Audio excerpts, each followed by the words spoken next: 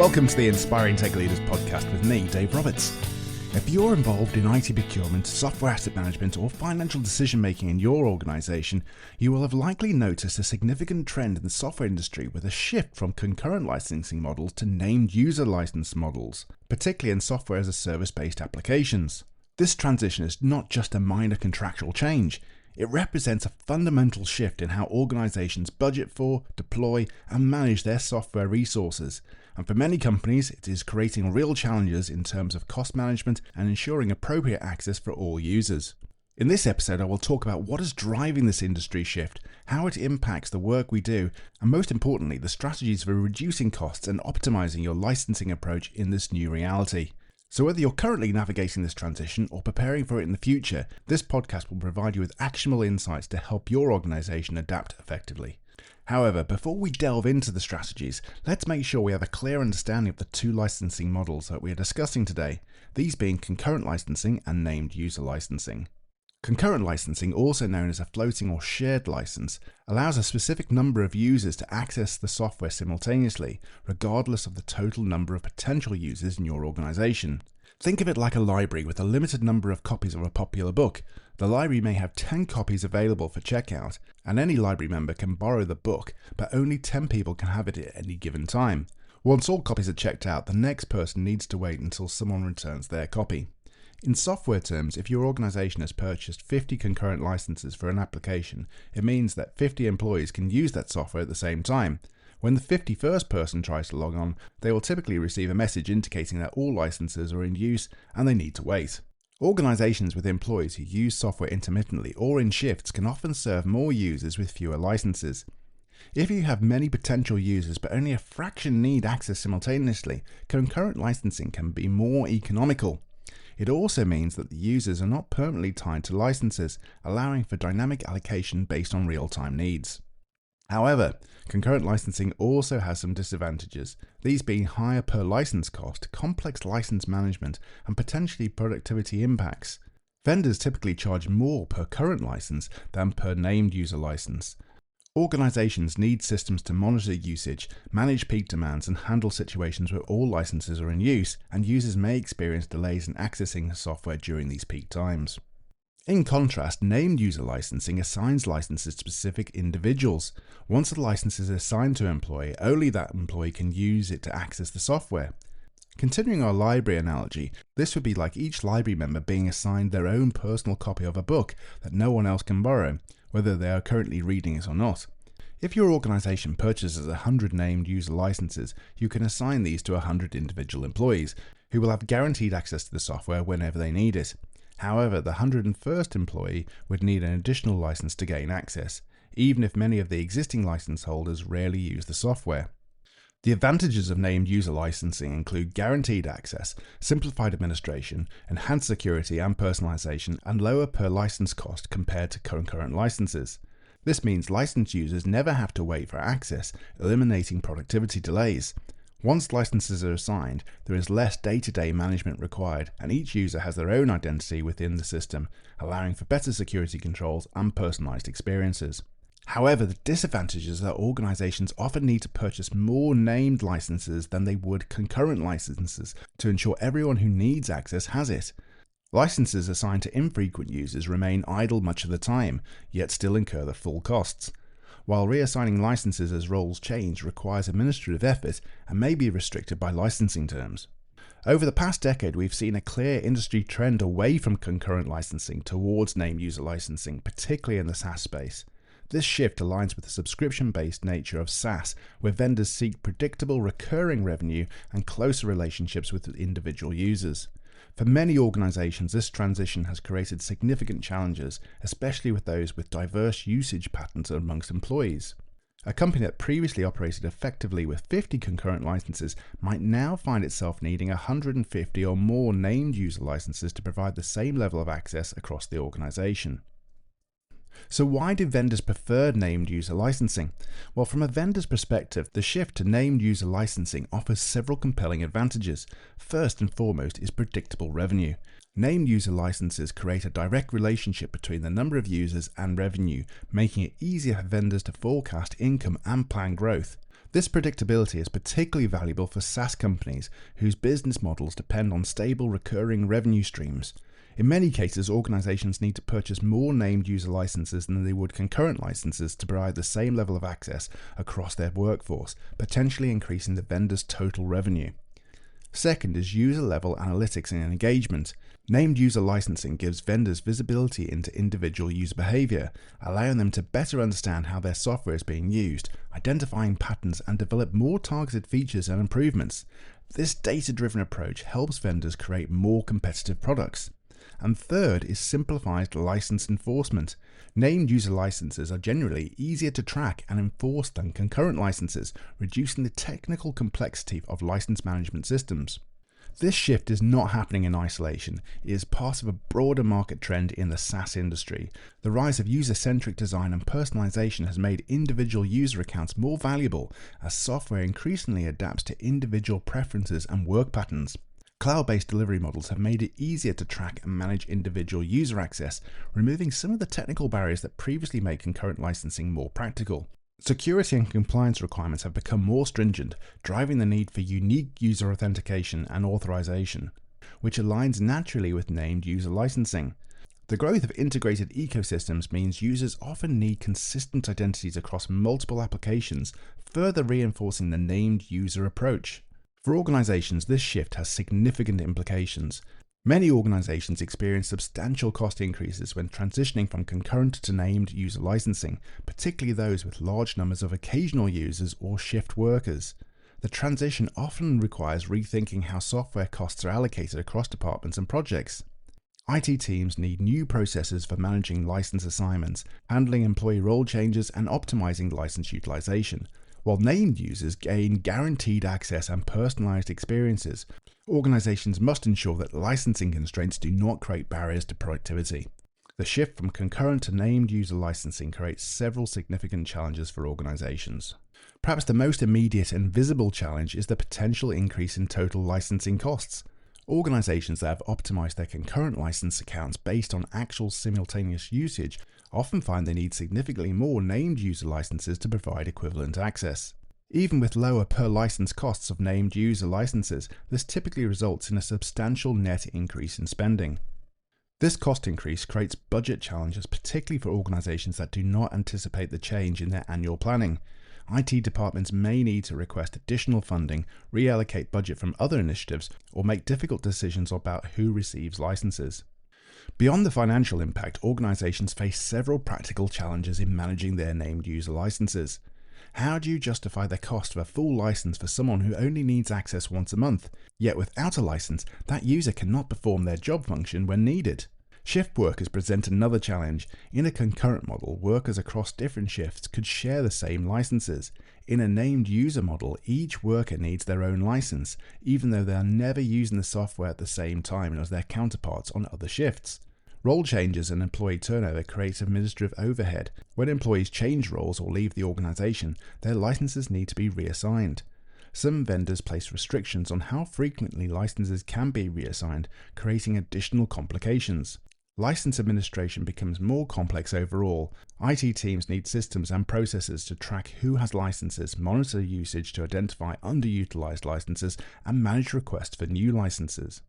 The transition often faces resistance from various stakeholders. Users who previously had flexible access may resist new constraints or processes for obtaining licenses. Department managers may push back against increased costs or the need to make difficult decisions about which team members receive licenses. IT teams face additional administrative burden without necessarily receiving additional resources to manage it. So now let's focus on the practical strategies to help your organization reduce costs and optimize your approach to named user licensing. We'll be back after a quick break. Hi, it's Dave from the Inspiring Tech Leaders podcast.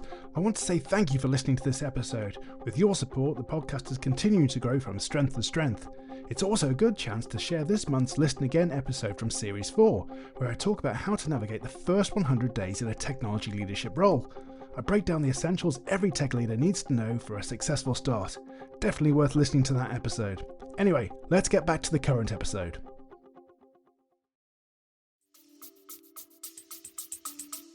One of the most effective approaches is to segment your user base and implement role-based licensing strategies. Start by categorizing your users based on their usage patterns and needs. This could include power users who need constant access and advanced features, regular users who need frequent but not constant access, occasional users who need limited access or specific features, and minimal users who might only need to submit requests or view information. Once you've identified these segments, explore whether your software vendor offers different license types and tiers that align with the usage patterns. Many vendors now offer options like full licenses for power users, standard licenses for regular users, light and basic licenses for occasional users, and portal or self-service access for minimal users.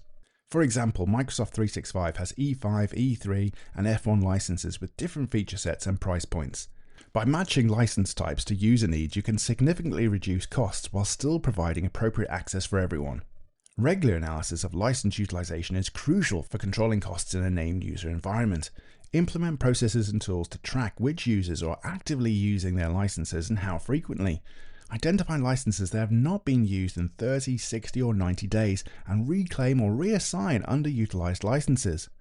Consider implementing automated notifications to managers when their team members have not used their licenses for an extended period, prompting a conversation about whether the license is still needed or not.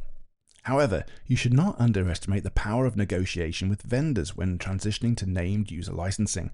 Effective negotiating strategies include requesting volume discounts for large number of named licenses, negotiating tiered pricing based on different user types or access levels, and perhaps ask for transition discounts if you are moving from concurrent to named licensing with the same vendor. You should also try to negotiate for flexibility in reassigning licenses more frequently than the standard terms might allow. Perhaps explore true-up models where you can adjust license counts periodically based on actual usage. Remember that vendors want to maintain your business, especially if you're a long-term customer. Use this leverage in your negotiations. For infrequent users, explore alternative access methods that do not require full licenses. This could include implementing self-service portals with limited functionality that do not consume full licenses, or enable licensed users to perform actions on behalf of other users as part of a delegated workflow process. You can also consider reporting solutions by providing access to key information through dashboards that do not require system access. Some vendors are beginning to offer hybrid licensing models that combine elements of both named and concurrent licensing. These models can provide the best of both worlds for organizations with diverse usage patterns. For example, a core set of named license users for power users who need guaranteed access, and a pool of concurrent licenses for occasional users to share. If your vendor does not explicitly offer this option, it's worth discussing during contract negotiations. Some vendors may be willing to create custom license model arrangements, especially for larger customers. Investing in license management tools can help optimize your named user licensing approach. SaaS management platforms provide visibility into license usage across multiple applications. License optimization tools can help identify opportunities for consolidation or downgrades, while automated provisioning and deprovisioning ensures licenses are quickly reassigned when roles change. Usage analytics can help to identify patterns and opportunities for optimization. And remember, these tools often pay for themselves through the license cost savings they enable. Beyond the licenses themselves, consider how your contract terms can be optimized. Include clauses that allow for adjusting license counts during the contract period and ensure clear definitions of user types and associated rights. Try to negotiate favorable terms for license reassignment when employees change roles or leave the organization, and include price protection for renewals to avoid unexpected increases. Sometimes the most effective way to manage named user license costs is to adjust your organizational processes. Implement formal license request and approval workflows to ensure licenses are allocated based on genuine need. Establish regular license review cycles with department managers and create clear policies for license allocation. Train users on license implications to encourage responsible usage and encourage opportunities to identify where efficiencies can be gained. Consider chargeback models where departments pay for their allocated licenses. These process changes help create accountability and ensure licenses are treated as valuable resources rather than unlimited commodities. As we look to the future of software licensing, several emerging trends may influence how organizations approach their licensing strategies. Understanding these trends can help you prepare for continued evolution in this space. While the industry has been moving towards named user licensing, we are beginning to see new models emerge that offer more flexibility. These include consumption-based licensing, which charges organizations based on actual usage metrics rather than user counts. This could include API calls, transactions processed, or compute resources consumed. This model aligns costs more directly with value received and may become more prevalent for certain types of applications. Value-based licensing ties costs to business outcomes achieved through software, such as cost savings, revenue generated, or productivity improvements. While challenging to implement, this approach creates stronger alignment between vendor and customer success. Hybrid and flexible models that combine elements of different licensing approaches are likely to become more common as vendors recognize the diverse needs of their customers. These might include core name licenses with flexible add-ons or usage-based components.